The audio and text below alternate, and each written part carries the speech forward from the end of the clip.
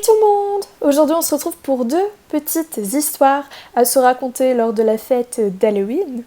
Ce sont des histoires écrites par des personnes comme vous et moi que vous pouvez retrouver sur l'application Histoire d'horreur. So, let's go!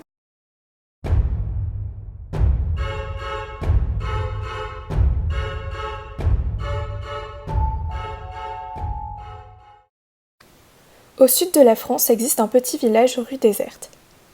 Des rues désertes mais remplies de poupées. Toutes les silhouettes qu'on peut apercevoir dans ce village sont des poupées ressemblant à des sortes d'épouvantails. Il y en a au moins 50, à croire qu'elles ont remplacé les habitants. Anna, une jeune fille de 25 ans, emménage dans ce village pour être plus proche de sa mère, mais aussi car en ce moment elle a des problèmes d'argent, et que la maison qu'a proposée le propriétaire est à un loyer vraiment raisonnable. Anna s'installe donc dans son nouveau chez elle, une maison de pierre avec derrière la porte d'entrée directement le salon et tout droit un escalier pour aller à l'étage.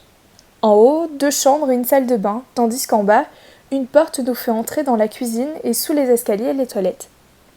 Il y a des tableaux accrochés au mur, des tableaux représentant des épouvantails avec ce qu'on pourrait interpréter comme des taches de sang. Soudain, on toque à la porte. Anna va ouvrir pour voir un petit garçon d'environ 10 ans.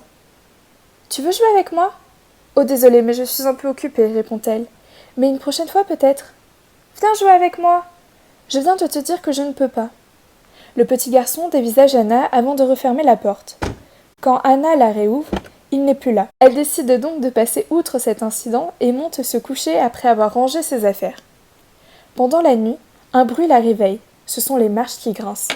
« Anna, je suis sur la première marche !» Anna sent un frisson parcourir son échine. Elle saisit des ciseaux posés sur la table de chevet et ouvre sa porte tout doucement pour voir si elle peut apercevoir quelqu'un dans les escaliers. Mais personne. Le lendemain, le même garçon revient et tient le même discours. « Écoute, je suis vraiment désolée, mais je ne peux pas jouer avec toi. Je ne suis pas d'humeur à ça. » Elle referme donc la porte au nez du garçon et vague à ses occupations jusqu'à ce que vienne l'heure pour Anna de dormir. Elle éteint sa lampe de chevet et ferme les yeux. Elle entend à nouveau du bruit. « Anna, je suis sur la 6e marche !» Anna se fige dans son lit. Aujourd'hui, elle n'ose pas se lever pour voir si quelqu'un est entré par effraction chez elle. Le lendemain, elle appelle la police du village voisin qui affirme qu'ils ne peuvent rien pour elle, que c'était sûrement un cauchemar. Le même garçon revient, le même scénario et c'est maintenant l'heure du dodo.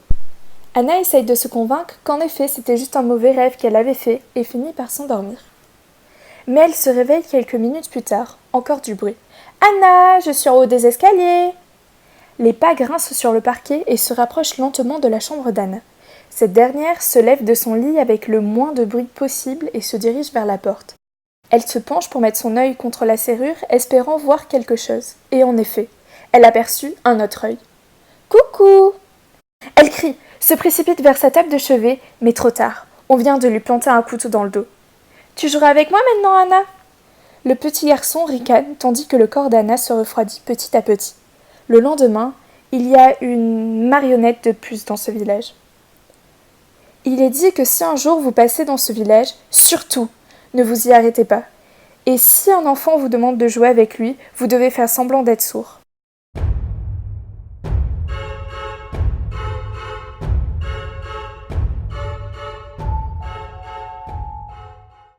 Michel sortait tous les jours son chien vers minuit. C'était une excellente heure, disait-il. Certains auraient eu peur de l'obscurité et des mauvaises rencontres, mais pas lui, pas Michou. Michel habitait un petit village en pleine campagne, ainsi que toute sa famille. Quand il partait se promener, il faisait toujours le même chemin. Il passait près du cimetière du village. Mais en cette journée d'Halloween, ou plutôt nuit, il fit une rencontre étonnante. Il promenait Spoutnik, son chien, comme à son habitude, quand tout à coup, celui-ci fut sur le dos, les pattes en l'air. Michel fut pris de panique. Il cria et vit au loin une forme se dessiner dans la nuit noire comme l'obscurité. Ce qu'il vit n'était autre qu'un dromadaire fantomatique. C'était bien connu, sauf par Michou. Les dromadaires fantomatiques apparaissaient la nuit d'Halloween près des cimetières. Michel prit son chien, un peu mort, et se retourna pour fuir la créature. Malheureusement, un deuxième dromadaire était là. Michel eut encore peur. Il tremblait de tout son corps. Il ne le savait pas, mais les dromadaires des cimetières étaient de terribles prédateurs chassant de meutes. Il parvint à courir en direction des bois. Mais un dromadaire le mordit à l'épaule. Il cria et tomba au sol, lâchant Spoutnik. Il roula sur lui-même dans les bois et rampa afin de fuir ces bêtes, mais il était déjà là. Les dromadaires attaquèrent, lui arrachèrent d'abord les bras. Ensuite, ils mordirent Michou au ventre pour se nourrir de ses entrailles. Le pauvre hurlait à la mort qui finit par le prendre.